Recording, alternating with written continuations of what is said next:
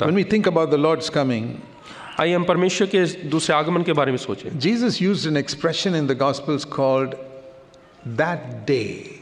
और उस दिन के बारे में प्रभु यीशु मसीह ने कहा है। See Matthew chapter 24. मत्ती रचित सुसमाचार 24वां अध्याय, He said in verse 36, उसके 24 उसके 36 में कहा है, 24:36. 24 उसका 36, Of that day and hour no one knows, not even the angels of heaven, not even the Son, but only the Father. उस दिन और उस घड़ी के विषय में कोई नहीं जानता, ना स्वर्ग के दूत ना पुत्र, परंतु केवल पिता।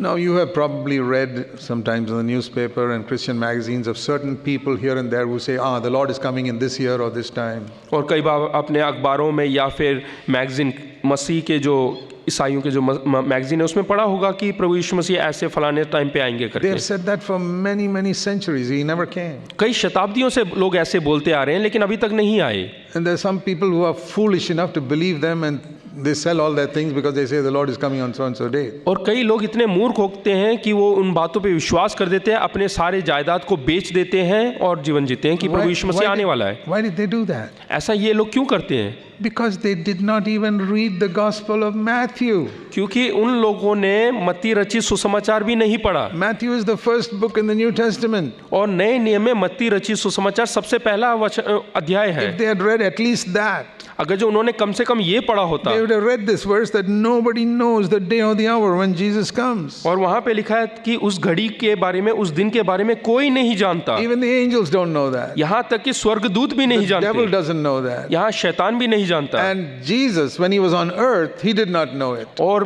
पुत्र यानी कि प्रभु यीशु मसीह जब इस संसार में थे वो खुद नहीं जानते थे। Now he's in heaven, he knows. अब वो स्वर्ग में, अब वो जानते हैं। But it's only God who knows. केवल पिता जानता है। Even today, और आज भी who knows when Jesus is going to come back? कौन जानता है कि प्रभु यीशु मसीह कब आएगा? The Father, the Son, and Holy Spirit. केवल पिता, पुत्र और पवित्र आत्मा, Nobody else. और कोई नहीं जानता। Don't be fooled by all these people who prophesy this, that, and the other. और जो लोग भविष्यवाणी करते हैं उनके बातों में आकर अपने आप को मूर्ख ना बने। Of that day and hour, nobody knows. और उस दिन और उस घड़ी के बारे में कोई नहीं जानता। We can see the signs and say, hey, it's near perhaps, but we don't know the day or the hour. और हम जो है कुछ कुछ बातें, कुछ घटनाओं को देखकर कह सकते हैं कि हाँ उसका आगमन जल्दी है। So he spoke about that day. और वो उस घड़ी के बारे में, उस दिन के बारे में बात कर रहा है। That's an expression he used a number of times. और ये विषय जो है उसने कई बार वहाँ पे इस्तेमाल किया है That day, कि that उस day. दिन, उस दिन। Now I want to show you the first time he used that expression in the Gospels. और सुसमाचारों में सबसे पहले बार जब उसने ये वचन इस्तेमाल किया उसके बारे में बता Because दिखा रहा that हूं। day when Christ comes is a day of judgment. और उस दिन जब प्रभु यीशु मसीह आएगा वो न्याय का दिन होगा। It'll be a day of judgment for believers. और वो विश्वासियों के लिए न्याय का दिन होगा। The Bible says there are two resurrections. और परमेश्वर का वचन जो है दो बार पुनरुत्थान के बारे में लिखा है। One is a resurrection of believers and then years later a resurrection of unbelievers. और पहला पुनरुत्थान जो है वो विश्वासियों का है और उसके कई साल के बीतने के बाद अविश्वासियों का पुनरुत्थान So होगा। when Christ returns, all unbelievers are not going to be raised up. और जब प्रभु यीशु मसीह आएगा तो हर एक अविश्वासी लोग नहीं वहाँ पे जी उठेंगे। 1 Thessalonians 4 says, we who believe and those who died in Christ, we will go together to meet और the पहला Lord. थिस्सलुनीय 4 में लिखा है कि जो प्रभु यीशु मसीह पे विश्वास करते हैं और हम विश्वासी लोग वहाँ पे पुनरुत्थान And those who होंगे। died in Christ, और जो प्रभु यीशु मसीह में मर गए हैं, not those who died without Christ. और उन लोगों का के लिए नहीं जो बगैर प्रभु यीशु मसीह That के is मरे called हैं। the first resurrection. और उसी को ही पहला पुनरुत्थान कहते हैं। Then years later will be a second resurrection for unbelievers. और उसके बाद अविश्वासियों का पुनरुत्थान होगा, जी उठेगा। So remember this. और इसलिए The याद first रखें। resurrection is a resurrection of believers and it's going to be a time of judgment. और पहला पुनरुत्थान विश्वासियों का होगा और वो न्याय के लिए होगा। And the Bible says we will all stand before the judgment seat of Christ. और बाइबल कहता है कि उस समय हम प्रभु यीशु मसीह के न्याय सिंहासन के सामने खड़े होंगे। See 2 Corinthians in chapter 5. दूसरा कुरिन्थियों 5वां अध्याय देखिएगा। This is important because this is how we're going to be ready for the coming of Christ, which is very near. और प्रभु यीशु मसीह का आगमन जो कि बहुत करीब है, इसी प्रकार से हम जो तैयार हो सकते हैं। We don't know the day or the hour. और हम उस घड़ी को और उस दिन को नहीं Even the जानते, angels don't know. यहाँ तक कि स्वर्गदूत भी नहीं जानते, But it is near. लेकिन बहुत करीब है। Near means maybe in the next 10 years, I don't know. नज़दीक का अर्थ है, हो सकता है कि अगले 10 साल में, लेकिन मैं नहीं And what जानता। will happen then? What will happen then? और उसके बाद क्या होगा? 2 Corinthians 5:10. दूसरा कुरिन्थियों 5 उसका 10, We will all appear before the judgment seat of Christ. क्योंकि अवश्य है कि हम सब का हाल मसीह के न्यायासन के सामने खुल जाए। This is believers. और ये विश्वासियों के बारे में है, So that every one of us will get a reward for what we did in our body.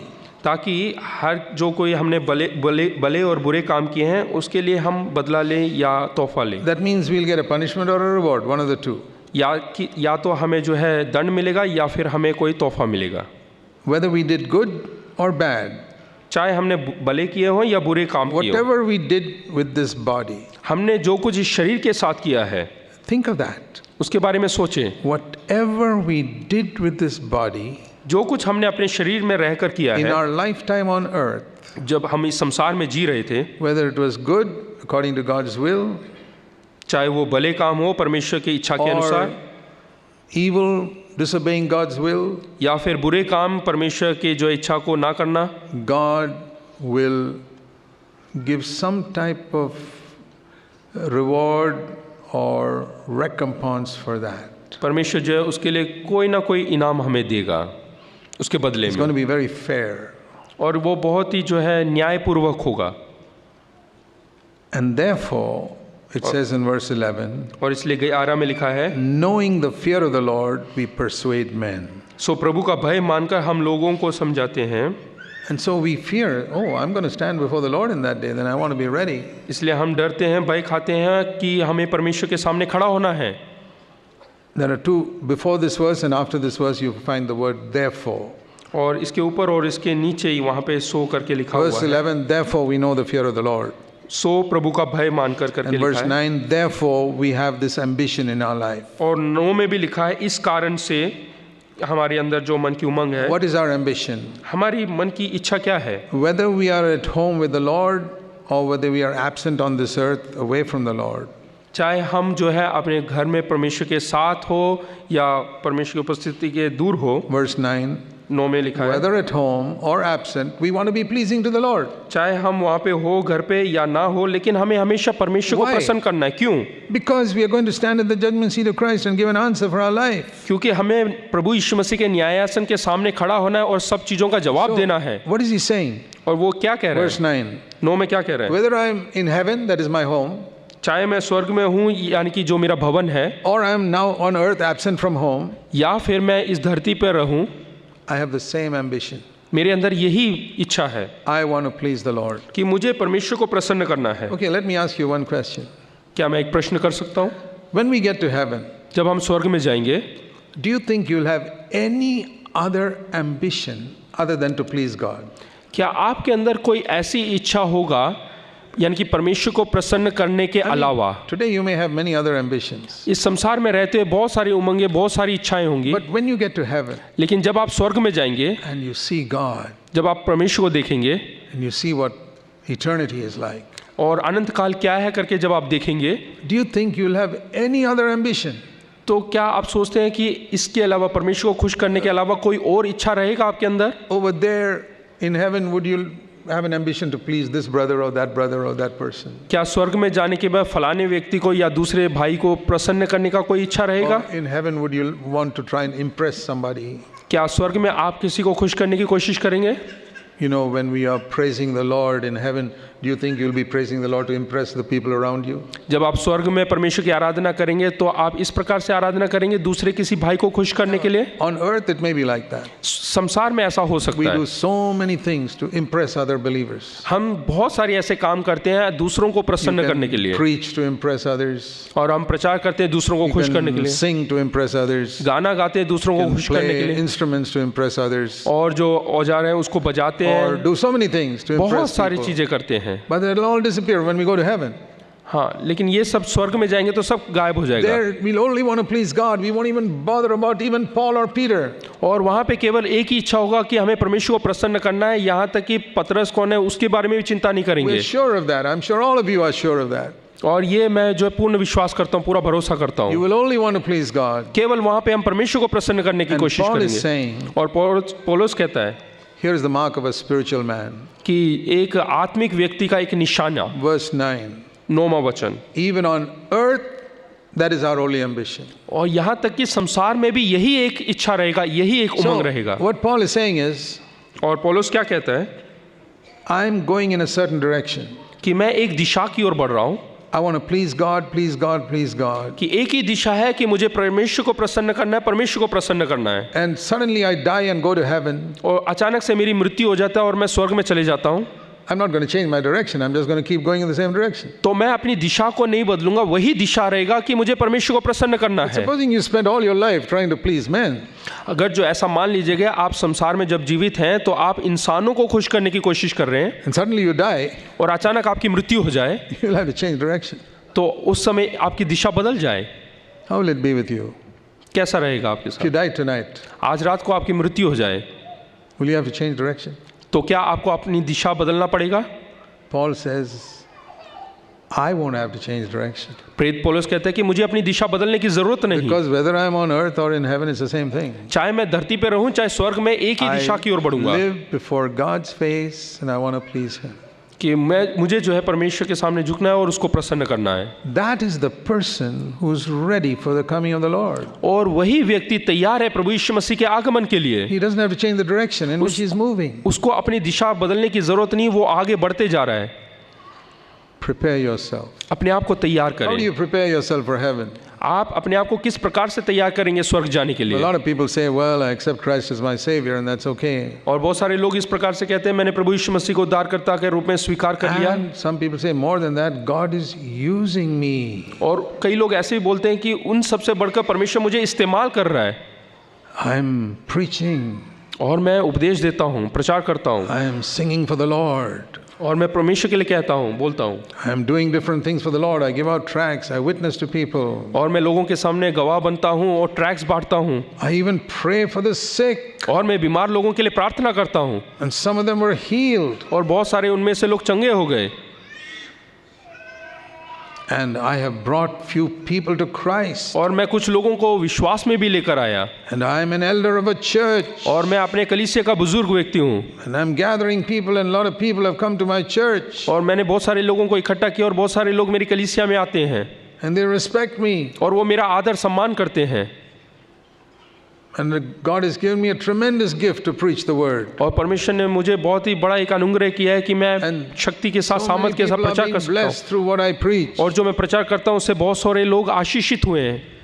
You think all these things will matter in that day? क्या उस दिन ये सब चीज़ें कुछ उपयोग में आएगा? Let's turn to the first time Jesus used that expression, that day. और उस दिन के बारे में जहाँ पे प्रभु यीशु मसीह ने पहली बार कहा है उसको हम देखेंगे। The first time in the New Testament नए नियम में सबसे पहली where bar Jesus uses that expression, that day. जहाँ पे प्रभु यीशु मसीह ने उस दिन के बारे में उस वाक्य को इस्तेमाल Matthew किया। chapter 7, मत्ती रचित सुसमाचार 7वां अध्याय verse 22. और 22वां वचन। On that day, उस दिन, on that day, many will come to me. उस दिन बहुतेरे मुझसे कहेंगे, Not one or two, एक या दो व्यक्ति नहीं, probably millions हो सकता है कि सैकड़ों लोग, of Christians, बहुत सारे विश्वासी लोग, believers. विश्वासी लोग। Why do I say they're all believers? मैं क्यों कह रहा हूँ कि वो लोग विश्वासी हैं? Because they're all calling him Lord, Lord. क्योंकि वो सब लोग जो है उसको प्रभु प्रभु करके कह रहे हैं, These are not non-Christians. और ये अविश्वासी लोग नहीं, Many believers बहुत सारे विश्वासी will लोग, come to me in that day और उस दिन मेरे पास आएंगे and say, Lord, Lord, और कहेंगे हे प्रभु, हे प्रभु, we prophesied in your name, which means we preached God's word in your name. हमने तेरे नाम से भविष्यवाणी किया, यानी कि तेरे वचन का प्रचार किया। These are preachers और ये प्रचारक लोग हैं, preached in Jesus' name. और प्रभु यीशु मसीह के नाम से प्रचार किया। How many nominal Christians are going around preaching in Jesus' name? कितने अविश्वासी लोग जो है वो प्रचार करते हैं In प्रभु Jesus' यीशु मसीह के, यीशु मसीह के नाम से? Nobody. कोई भी नहीं, They are preaching in their own name. वो अपने नाम से प्रचार करते हैं। The difference between a believer and an unbeliever preaching God's word is this. और अविश्वासी और विश्वासी के प्रचार में भिन्नता यही है कि वो विश्वासी जो है प्रभु यीशु मसीह के नाम से प्रचार करते Nominal हैं।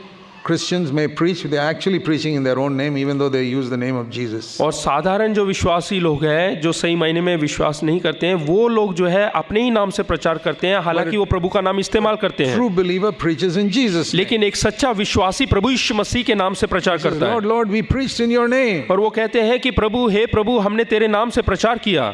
And these were not just preachers.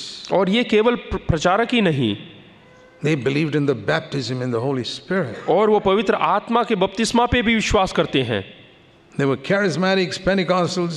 और वो पेंतिकोस्tal लोग हैं, आश्चर्य कर्म करने वाले We लोग। cast out demons in your name. और हम लोगों ने दुष्ट आत्माओं को निकाला है, Not in some other name, in the name of Jesus. किसी और के नाम से नहीं, प्रभु यीशु मसीह के नाम से। And we did not one miracle, but we did many miracles in your name. हमने एक अचंबा के काम नहीं लेकिन बहुत सारे अचंबों के काम किए हैं। How many people are going to say this? आप में से कितने लोग कहने जा रहे Not हैं? one or two here and there.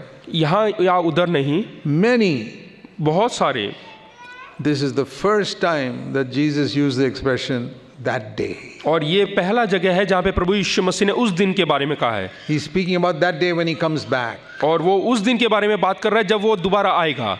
He's not talking about that future day when the unbelievers are resurrected and be judged later on. वो उस दिन के बारे में बात नहीं कर रहा जब अविश्वासी लोग पुनरुत्थान पाएंगे और उनका न्याय This होगा। is that day when believers are raised from the dead और ये उस दिन के बारे में बात कर रहा है जब विश्वासी लोग पुनरुत्थान पाएंगे and stand at the judgment seat of Christ, as we read in 2 Corinthians 5. और जैसे दूसरे करंथियों 5वें अध्याय में पढ़ा कि प्रभु यीशु मसीह के न्याय सिंहासन के सामने खड़े होंगे To be recompensed for what they did, good or bad. और वहां पे वो बदला पाएंगे जो उन्होंने भले और बुरे काम किए हैं। And that day he's saying what will happen. और उस दिन क्या होगा करके लिखा हुआ है। Many will repeat before God what they did for him. और बहुत सारे लोग जो है उन बातों को बताएंगे जो कार्य उन्होंने किए हैं। I believe many of you sitting here have done much for the Lord. और मैं विश्वास करता हूँ कि यहाँ पे जो लोग बैठे हैं उन्होंने बहुत सारे काम प्रभु यीशु मसीह के लिए किए हैं। In your town, in your village, wherever you are. अपने गांव में, अपने शहर में, जहाँ कहीं पे भी आप रहते हैं। Maybe you witness for the Lord in your office.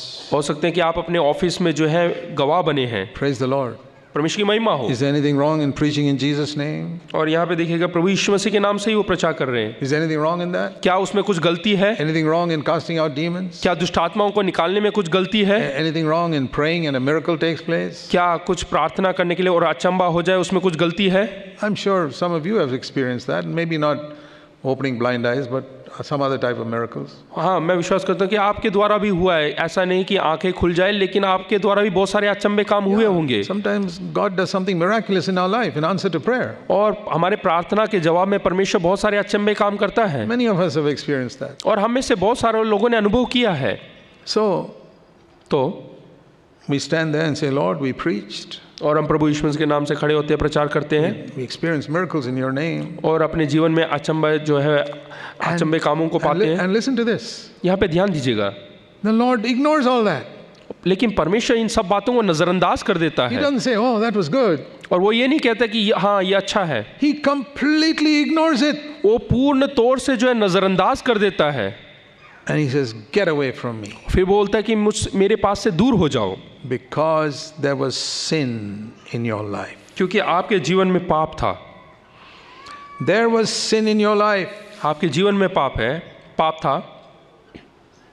So go away. इसलिए मुझसे दूर हो जाओ। In that day. और उस दिन। The first time Jesus spoke about that day. और सबसे पहली बार उस दिन के बारे में प्रभु यीशु मसीह ने बात He किया। reminds us. और ये हमें याद दिलाता है। That what will matter in that day is not all the hundreds of things you did for the Lord. और उस दिन जो चीजें आपने प्रभु यीशु मसीह के लिए किया वो सब वहाँ पे मायने नहीं रखता। He will ignore it. और उन सबको नजरअंदाज कर देगा। What is going to be important in that day? और उस दिन क्या प्रमुख बात होगा? Was there sin in your life that you did not deal with? हाँ, जो पाप से आपने जो छुटकारा नहीं पाया उसके बारे में देखेंगे। Not the accidental sin we may fall in now and then, can happen to anybody. जो दुर्घटनावश पाप में आप गिर गए उसके बारे में नहीं। See, this accidental fall is like our falling on the road. You can slip on a banana skin accidentally. हाँ, दुर्घटनावश आप जो है खेले के छिलके पे पाँव रख के आप सड़क पे गिर जाते हैं, वैसा नहीं। That's not deliberate. I don't plan to fall when I walk on the road. हाँ, जब आप चल के जा रहे थे तो आपने योजना नहीं बनाया कि मैं गिरूंगा करके। But all of us have experienced that. Accidentally we fell down. दुर्घटनावश हम सब जो है अचानक से गिर जाते हैं।